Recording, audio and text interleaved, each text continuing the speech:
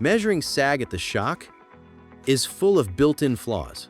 Take this Titan with a 65mm shock stroke and 155mm of rear wheel travel.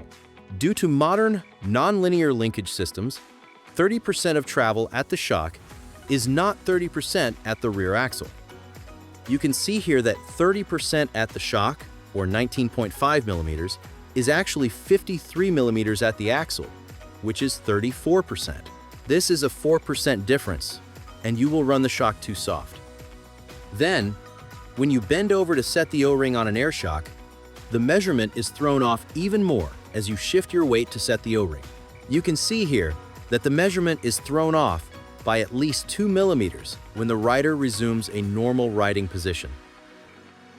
On coil shocks, it requires a second person to take the measurement, and it is nearly impossible to measure in such a tight space, resulting in a 1 to 2mm error, which is amplified by up to 3 times at the axle due to the leverage ratio. Even if you have a slider like this, when you bend over to set the slider, you can see the measurement is thrown off as you shift your weight. These perform very similar to an O-ring and produce similar errors.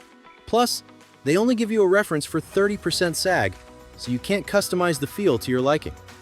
You can run anywhere from 28% to 34% to find your perfect setup. While not as dramatic, the same is true for forks.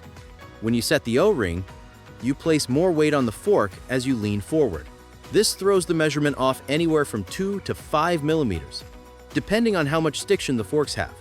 That's why the Slacker Digital Sag Scale is the only way to precisely measure sag on mountain bikes. Slacker lets you take 1-to-1 real-time measurements at the axle for setting up shocks and forks.